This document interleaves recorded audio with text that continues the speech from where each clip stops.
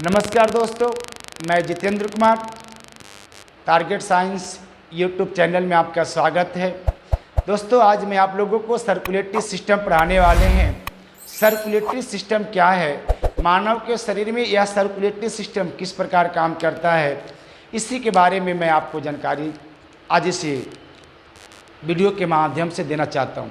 दोस्तों, circulatory system के मतलब होता है कि हम लोगों ने जिस भी प्रकार जो भी पदार्थ हम लोग अपने शरीर के अंदर ग्रहण करते हैं, चाहे ऑक्सीजन हो, चाहे कुछ खाने का पदार्थ हो, तो वह एक स्थान से दूसरे स्थान तक लाने और एक स्थान से दूसरे स्थान तक ले जाने की जो क्रिया होती है, उस क्रिया को हम लोग सर्कुलेटरी सिस्टम कहते हैं। सर्कुलेटरी सिस्टम में क्या होता है दोस्तों कि शरीर के विभिन्न अंग होते हैं और विभिन्न अंगों तक विटामिन या विभिन्न अंगों तक ग्लूकोज या अन्य प्रकार के पोषक तत्वों को हमारा शरीर को भेजता है। इसे हम लोग सर्कुलेटरी सिस्टम या परिसंचरण तंत्र कहते हैं। शरीर के उत्सर्जी अंग जैसे यूरिया, यूरिक एसिड और अन्य अवशिष्ट पदार्थ, जैसे हम लोगों ने जो भी खाना खाया, जो भी पदार्थ हमारे शरीर में गया, तो वह शेष जो बच जाते हैं वह अवशिष्ट पदार्थ कहलाता है। तो जो भी अवशिष्ट पदार्थ हमारे शरीर में जाता है उसका परिवहन करता है और परिवहन करने के काम सर्कुलेटरी सिस्टम करता है। दोस्तों, इसके अलावा हमारे शरीर में जो भी कुछ भाग और है, जैसे मैंने बताया कि अगर हमारा शरीर में ऑक्सीजन है, अगर हम लोग इस ऑक्सीजन को प्राप्त करते हैं तो हमारा फेफड़े तक जाता है ऑक्सीजन, और फेफड़े से जाने के बाद यही ऑक्सीजन जो है फिर हमारा कोशिका में जाता है, यानी टिश्यू से होते हुए कोशिका तक पहुंचता है। तो दोस्तों, ये काम परिसंचरण तंत्र का होता है। अंतःस्तरीय ग्रंथियां से निकलने वाला जो हार्मोन्स होते हैं वो लक्षित अंगों जहाँ तक उसको पहुँचना चाहिए वहाँ तक पहुँचाने का काम परिवहन तंत्र करता है। अब कहता है कि परिवहन तंत्र के कितने घटक हैं, तो दोस्तों परिवहन तंत्र के 4 घटक हैं। पहला है रुधिर, दूसरा है हार्ट, तीसरा है ब्लड वेसल्स और चौथा है लासिका। पहला है रुधिर, दूसरा है हार्ट, तीसरा है रुधिर वाहिनियाँ ब्लड वेसल्स और तीसरा है लासिका। तो मैं एक एक करके सभी के बारे में आपको बताना चाहता हूँ। तो दोस्तों, रुधिर है क्या, तो रुधिर जो है हमारे संपूर्ण शरीर में पदार्थों का परिवहन करने वाला, संपूर्ण शरीर में पदार्थों का परिवहन करने वाला एक तरल माध्यम है। जी हाँ, एक तरल माध्यम है। और हृदय शरीर को बहने हेतु, जो हमारा शरीर से आगे की ओर बढ़ता है तो बहने हेतु दाब प्रदान करता है। हृदय क्या करता है, यहाँ पंप करता है। पंप करने के बाद क्या होता है कि ब्लड जो है हमारे शरीर की ओर जाता है। आप जानते होंगे कि शरीर से ब्लड जाने पर जो स्पीड होता है ब्लड वह 120 के स्पीड में जाता है और जो आता है वह 80 के स्पीड में आता है। तो 120 के स्पीड में जाएगा और दोस्तों 180 के स्पीड में आएगा। अब यह कहता है रुधिर परिसंचरण तंत्र जो है, मैंने बताया था कि रुधिर परिसंचरण तंत्र में रुधिर पढ़ना है। रुधिर परिसंचरण तंत्र की खोज करने वाला विलियम हार्वे है। जी हाँ, विलियम हार्वे ने रुधिर परिसंचरण तंत्र का खोज किया। और यह रुधिर परिसंचरण तंत्र 2 प्रकार के होते हैं, एक खुला एक बंद, यानी ओपन सर्कुलेटरी सिस्टम खुला परिसंचरण तंत्र, और दूसरा बंद परिसंचरण तंत्र यानी क्लोज सर्कुलेटरी सिस्टम होता है।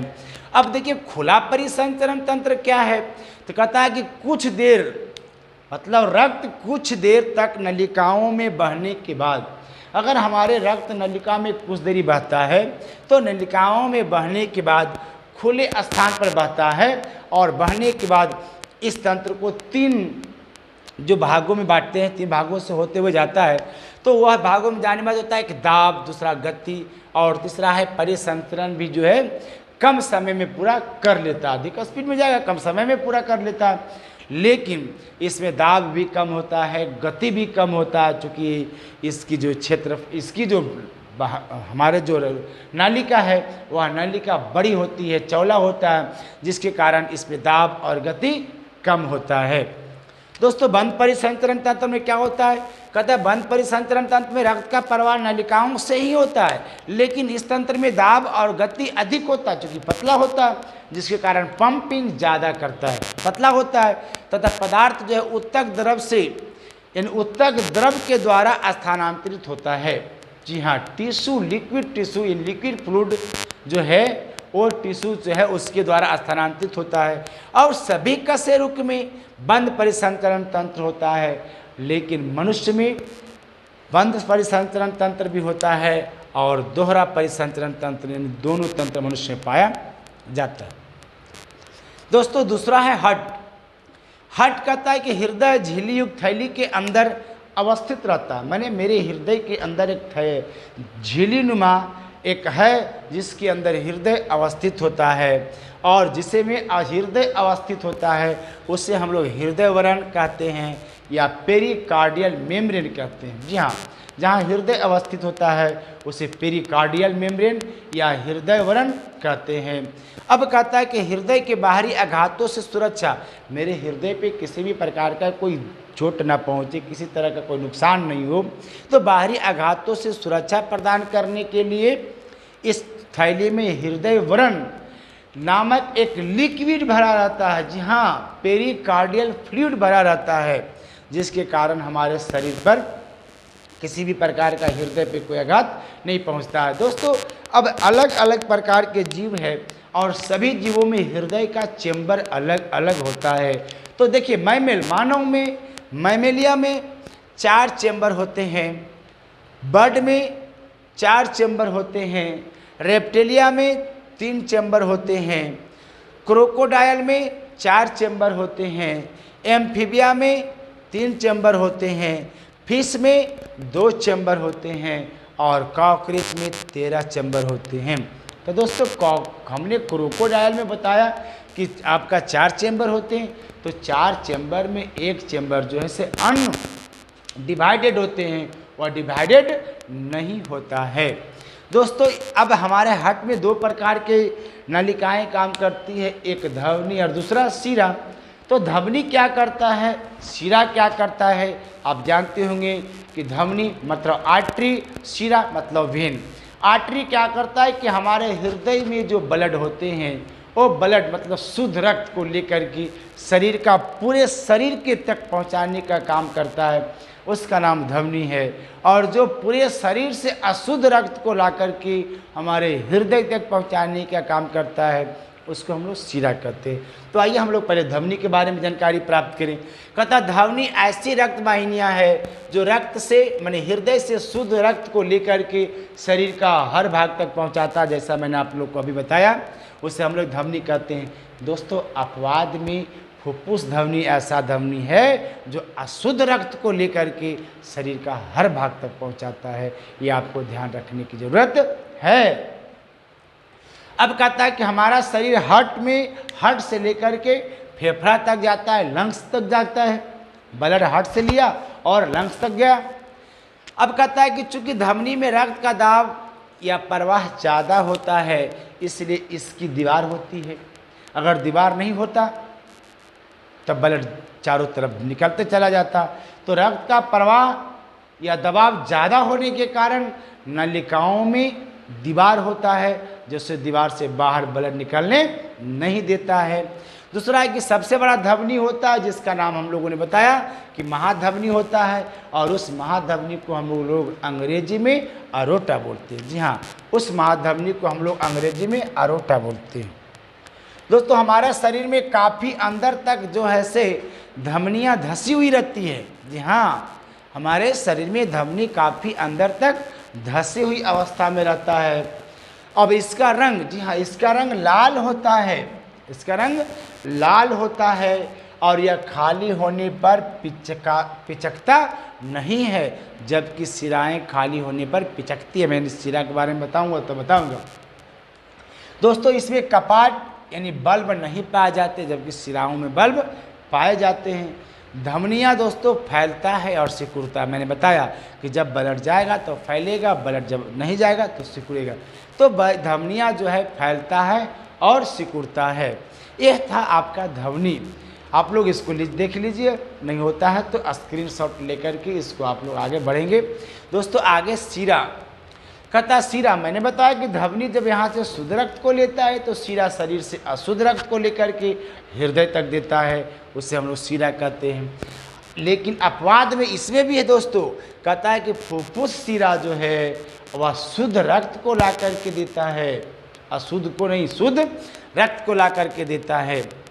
दोस्तों सिराओं में रक्त का दाब होता है, इसलिए इसकी दीवार पतली होती है। मैंने बताया था कि ध्वनि में सिराओं रक्त का दबाव नहीं होता है, इसलिए उसमें किसी भी प्रकार दीवार नहीं पाए जाते, लेकिन इसमें दीवार होता है क्योंकि इसमें दबाव के कारण ब्लड आगे की ओर चलता है। सबसे बड़ी सिरा महासिरा है और यह हमारे शरीर में काफ़ी ऊपर होती है, जबकि मैंने बताया था कि ध्वनि में धंसा हुआ होता है और ये काफ़ी ऊपर होता है। इसका मैंने बताया था कि ध्वनि का रंग लाल होता है, जबकि सिरा का रंग लाल, नीला और बैगनी होता है। कहता यह खाली होने पर पिचक जाता है। मैंने बताया था कि सिरा खाली होने पर पिचक जाता है, पर ध्वनि खाली होने पर पिचकता नहीं है। इसमें बल्ब जो है से पाया जाता है, जबकि उसमें बल्ब नहीं पाया जाता है। दोस्तों अब आता है कोरोनरी आर्टरी। यदि कहता है कि कोरोनरी आर्टरी जो है हमारे हृदय को ब्लड सप्लाई करने का काम करता है और ब्लड सप्लाई करने के काम करता है, इसी वजह से हमारा जो शरीर जो है ब्लड प्रेशर मापा जाता है और ब्लड प्रेशर मापने का काम जो करता है दोस्तों उसको हम लोग स्फेगेनोमीटर कहते हैं। हाँ दोस्तों, जो डॉक्टर जिस यंत्र से हमारे ब्लड प्रेशर को मापता है उस ब्लड प्रेशर वाले मशीन को हम लोग जो है स्फेगेनोमीटर कहते हैं। अब दोस्तों यहाँ पे आता है कि कभी कभी मनुष्य को हार्ट अटैक आ जाता है। तो हार्ट अटैक क्यों आता है?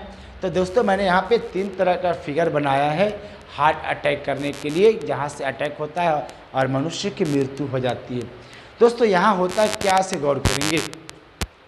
कहता है यहाँ से जो है जो हमारे शरीर में जो सिरा है तो सिरा के अंदर जो है फैट जमा हो जाता है। जी हाँ, सिरा के अंदर फैट को जमा होने से ब्लड सर्कुलेशन का आने जाने में दिक्कत होती है, यानी आने जाने में काफ़ी परेशानी होता है, जिससे हमारे सिराएं फटने की संभावना होती है। और जब से जानते होंगे, जब सिरा फट जाएगा तो जब ब्लड हमारा ब्रेन में नहीं जाएगा तो स्वाभाविक है हार्ट अटैक करेगा।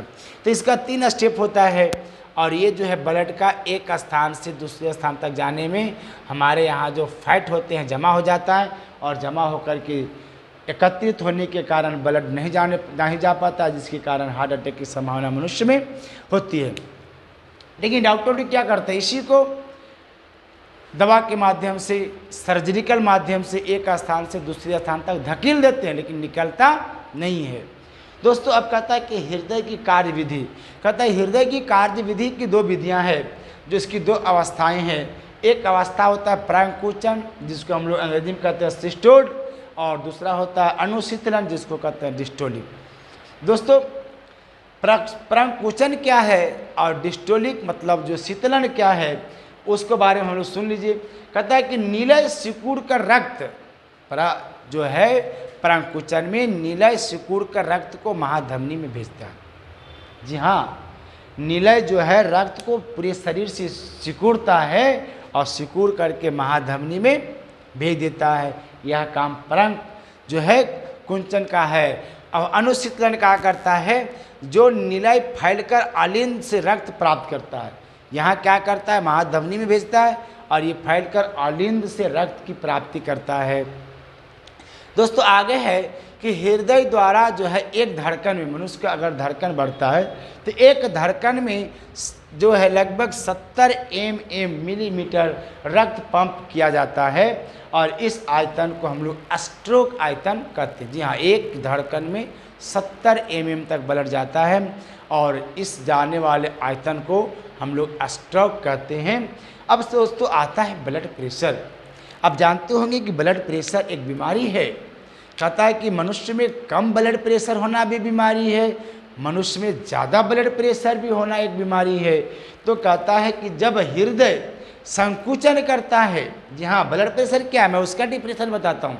जब हृदय संकुचन करता है तो इसकी धमनियों के दीवारों पर इसकी धमनियों को दीवारों पर दबाव पड़ता है और दबाव पड़ने के बाद वह जो है से फूलता है और फूलने के बाद स्फेगेनोमीटर के द्वारा जो यहाँ बांध कर चेक किया जाता है, उसके द्वारा हमें ब्लड प्रेशर मापा जाता है। तो दोस्तों ब्लड प्रेशर में एक हाइपरटेंशन होता है, एक हाइपोटेंशन होता है। तो दोस्तों हाइपरटेंशन क्या है देख लीजिए। हाइपरटेंशन मतलब 150 से 90, 150 से 90 अगर किसी को ब्लड प्रेशर है, इसको हम लोग हाइपरटेंशन कहते हैं। अगर किसी को ब्लड प्रेशर 110/70 है तो इसको हम लोग जो है हाइपोटेंशन कहते हैं। अगर किसी की ब्लड प्रेशर 120/80 है तब हम लोग उसको नॉर्मल ब्लड प्रेशर कहते हैं। तो दोस्तों ये था सर्कुलेटरी सिस्टम, और सर्कुलेटरी सिस्टम में जितने भी पार्ट्स होते हैं मैं आप लोगों को सारे पार्ट्स को बताया हूँ। आगे मैं जो है इसी के साथ अगले जो है हम लोगों ने जो रक्त हृदय में जाता है तो हम लोग रक्त परिसंचरण तंत्र को पढ़ेंगे, यानी ब्लड सर्कुलेटरी सिस्टम को पढ़ेंगे अगले वीडियो में। तो दोस्तों मैं आप लोगों से निवेदन करता हूं, अगर मेरा वीडियो आप लोगों को अच्छा लगे तो दोस्तों आप लोग मेरे वीडियो को शेयर करें, दोस्तों को भेजें, लाइक करें, सब्सक्राइब करें और अपने दोस्तों को ज़रूर भेजें, ताकि मैं आप लोगों के लिए इससे और इससे भी अच्छे वीडियो बनाते रहेंगे। दोस्तों कमेंट में ज़रूर लिखेंगे और मेरा वीडियो आपको कैसा लगा। जय हिंद।